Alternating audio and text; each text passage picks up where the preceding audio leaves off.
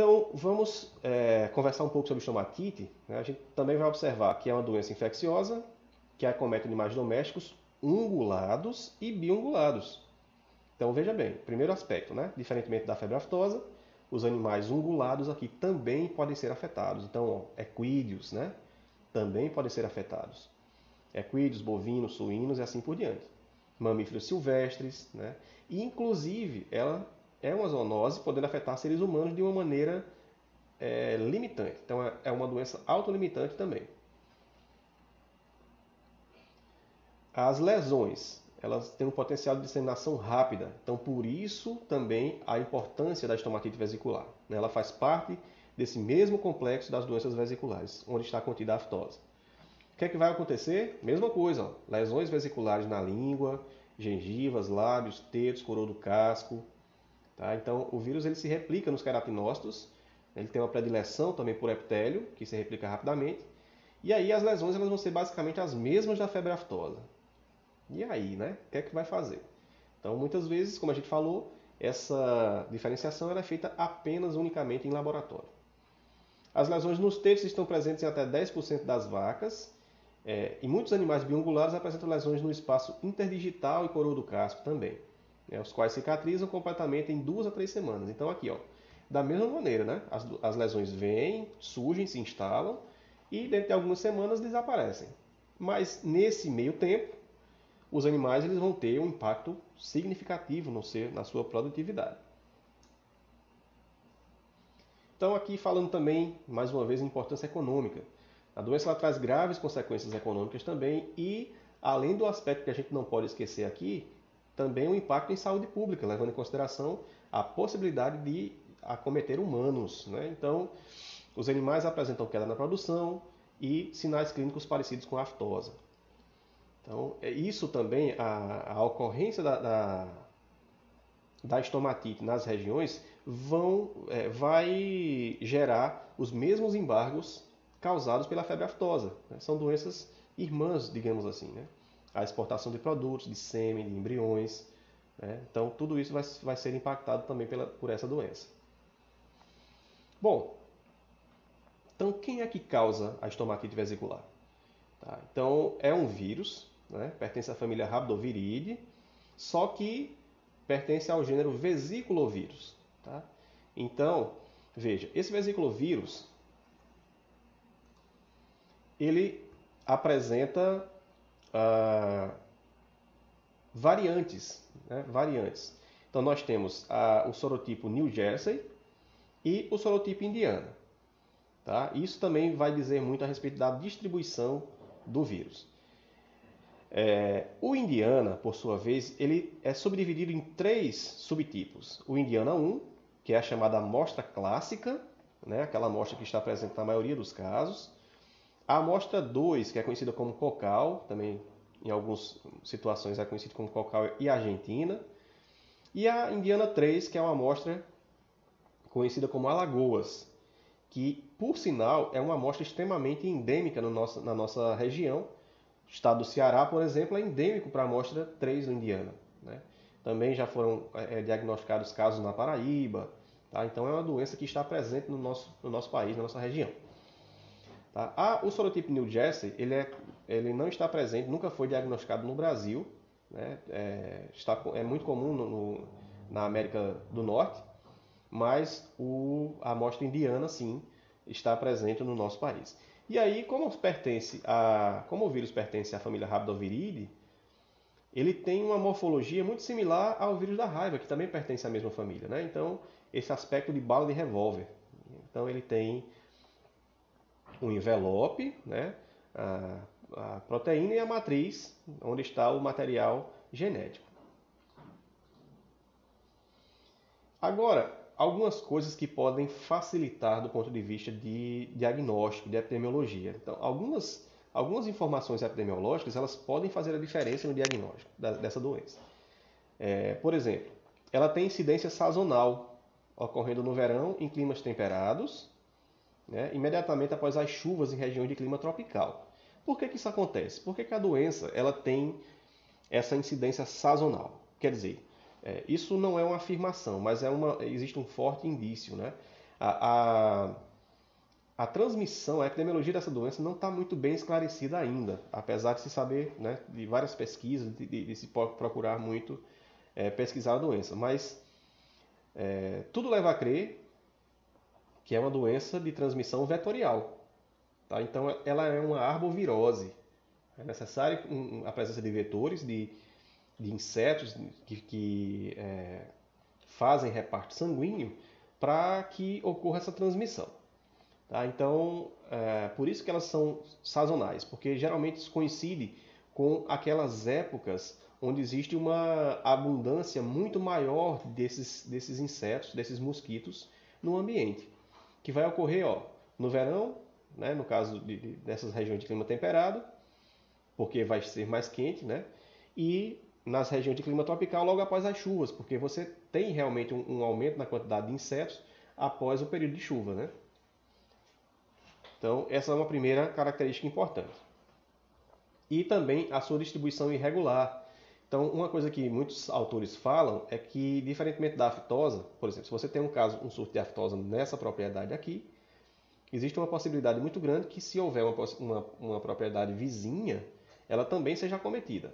Né? No caso da estomatite, uma coisa que eles observam é que, muitas vezes, aquela propriedade que está lado a lado com aquele primeiro foco, ela não é acometida. Talvez uma outra mais distante. Então, é uma distribuição mais irregular, que muitas vezes pode ser ocasionada pela forma de deslocamento desses vetores. Às vezes são correntes de vento, né, que possam fazer com que esses mosquitos sejam carreados dessa propriedade para uma outra mais distante. Tá? Então são características, as próprias características daquelas propriedades, por exemplo, se for uma propriedade que tiver uma boa cobertura de quebra-ventos, isso vai dificultar a passagem dos mosquitos. Então, consequentemente, né, a doença não vai ocorrer ali do lado. Né? Pode ocorrer em uma outra mais à frente que esteja mais desprotegida.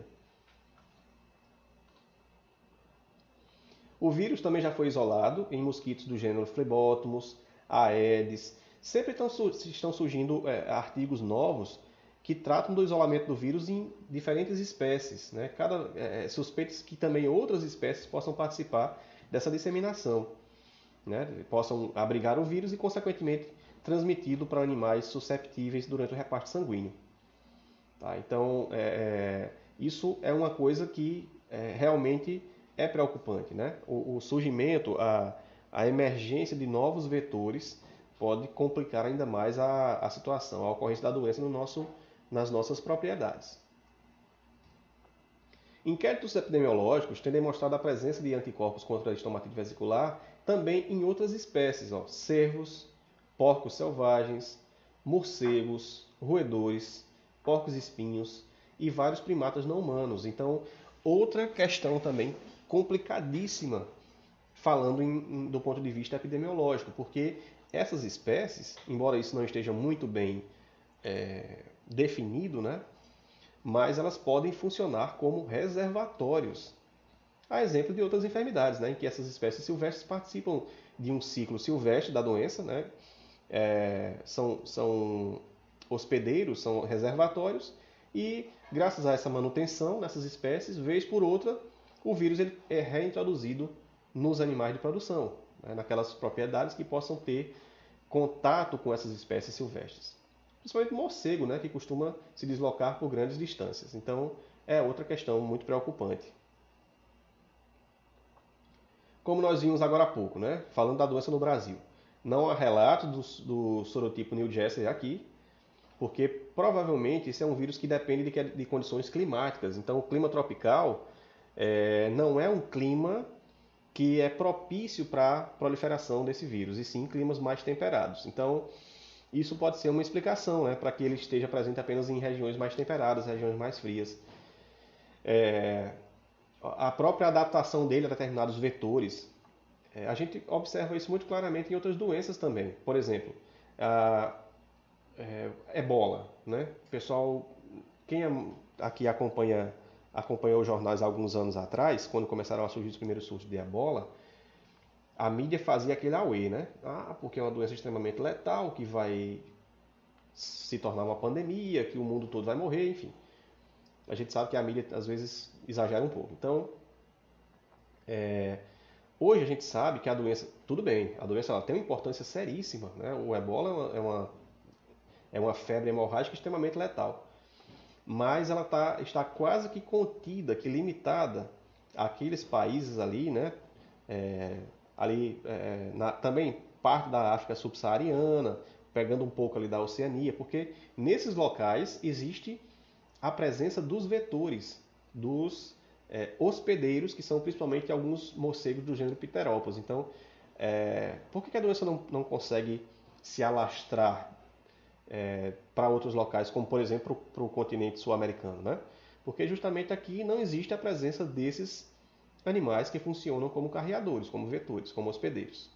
Tá? Então tem essa questão epidemiológica também que diz muito a respeito da presença ou ausência de determinado patógeno em uma determinada região. O primeiro isolamento do vírus aconteceu em 1964 em Alagoas, por isso, né, que aquela amostra do Indiana 3 ela é nomeada como Alagoas, porque justamente foi lá que ocorreu esse isolamento. Tá? Então, ela apresentava diferenças antigênicas em relação à amostra clássica Indiana 1 e também à amostra Indiana 2, que é chamada de Cocal. Tá? Então, foi a partir desse momento, desse primeiro isolamento, surgiu, né, essa nova variante Indiana 3. Esse mapa, apesar de ele ter sido tirado recentemente do site da OIE, mas ele é de 2014. Tá? Sinceramente, eu não sei dizer por que a OIE não tem mais alimentado os mapas, né, com as notificações de estomatite vesicular de 2014 para cá.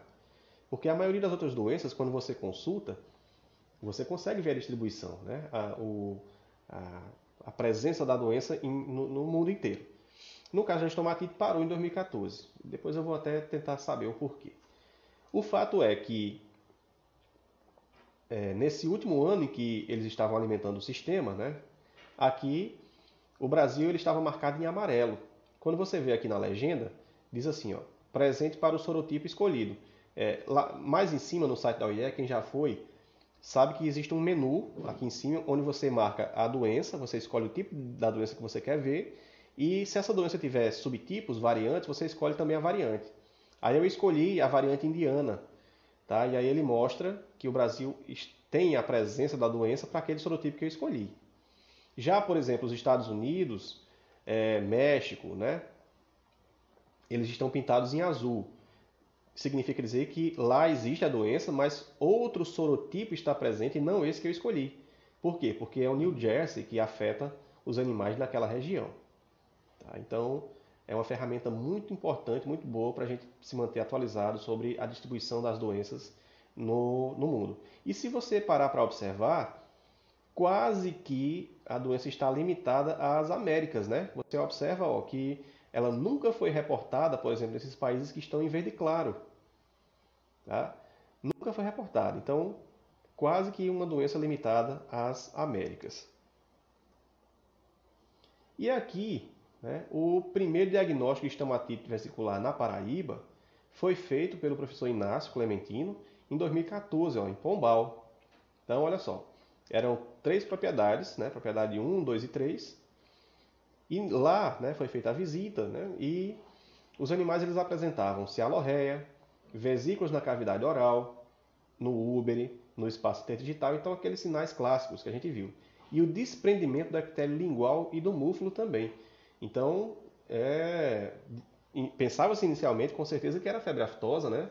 E aí depois, com as investigações que foram realizadas, constatou-se que se tratava de estomatite vesicular. Tá? Então, na propriedade 1, a prevalência foi de 42%, quase 43%. Propriedade 2, quase 81%.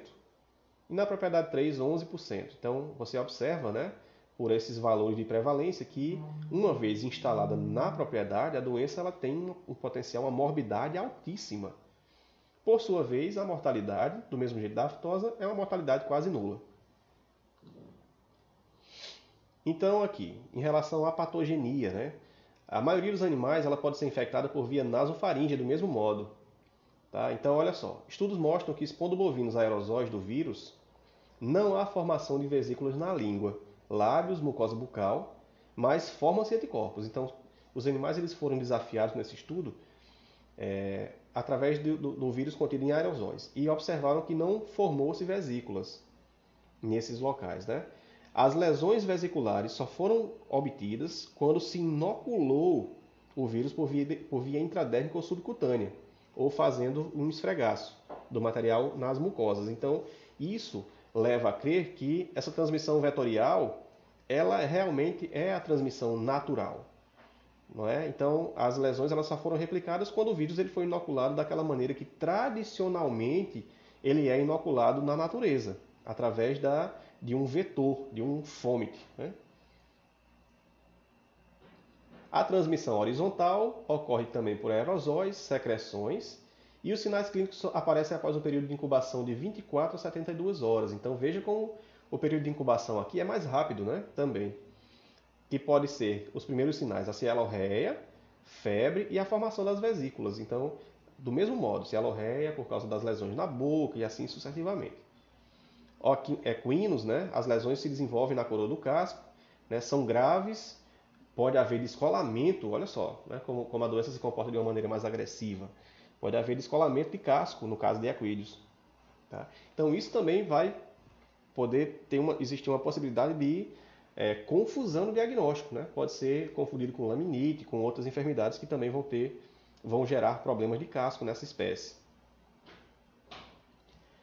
A infecção geralmente é inaparente, com apenas 10 a 15% dos animais adultos apresentando sinais clínicos. Então aqui nós também temos um percentual muito alto de animais assintomáticos. A mortalidade é praticamente nula, como a gente falou, né? Entretanto, tem sido observadas altas taxas em suíno.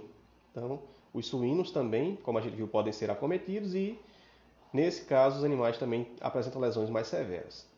Nós vimos lá no início que a doença afeta também seres humanos. Então, o que aparece? Quais são os sintomas que aparecem nos seres humanos infectados? Olha só, 48 horas após a exposição, muito rápido também, né? O período de incubação, vai surgir sintomas semelhantes à gripe. Dores musculares, né? Dores no fundo do olho, dores de cabeça, náuseas, vômitos e faringite. Então, você vai ter sintomas bem inespecíficos, né? Mas, de qualquer forma, e também autolimitantes. Então, isso, logicamente, que vai desaparecer com o passar dos dias, mas você tem esses sinais inespecíficos. Por que esses sinais vão ser diferenciados? Né? Por que você não tem também, na maioria das vezes, o surgimento de úlceras? Né? Porque o hospedeiro, a espécie humana, não é o hospedeiro natural desse vírus. Então, ele desempenha lesões que são mais sistêmicas. Né? Consegue infectar o organismo, consegue causar até um certo nível de transtorno, mas não ao ponto de conseguir interagir com os receptores celulares do epitélio dos humanos, a ponto de haver a replicação do vírus similar ao que acontece nessas outras espécies. Nada impede que aconteçam novas mutações no futuro e que esse vírus ele consiga também causar lesões muito mais graves. Né? Então isso é passível de ocorrer em alguns casos, em alguns vírus. Então, em relação ao diagnóstico, a gente já viu a similaridade com a aftose. Então, é imprescindível que se realize um diagnóstico laboratorial rápido e diferencial. Tá? Então, isso vai ser obtido através de quê? Isolamento viral, identificação por provas sorológicas, PCR, do mesmo jeito. Então, as técnicas laboratoriais é quem vão dizer quem é quem. Para fazer o isolamento, você vai utilizar secreções orofaríngeas, no caso, né, quando eu falo você, estou falando também da notificação que deve ocorrer, e isso tudo é feito pelo sistema de defesa agropecuária. Vai ser coletados fluidos vesiculares, epitélio, que são tecidos, que são conteúdos com a possibilidade de haver uma alta carga viral. Pode ser testados também por fixação de complemento, vírus neutralização, né? O isolamento em cultivo, em ovos, em camundongos, né? E a própria PCR, como a gente falou. Então são basicamente as mesmas técnicas que são utilizadas no caso da febre aftosa. E para fazer o controle? Então, como nós sabemos que os insetos desempenham uma função importante na transmissão, primordial na transmissão, O controle de insetos é muito importante. Então, várias medidas de manejo que vão ser tomadas dentro dessa propriedade, né, e no entorno delas, que vai dificultar a proliferação, bem como a chegada, a circulação de insetos nesses locais. Então, a utilização de cercas quebra-vento, a utilização de plantas que tenham um efeito repelente, como citronela, né, podem ser plantadas em torno das propriedades. A remoção sistemática da cama nas fezes, né, para evitar justamente que ali eclodam os insetos. Né?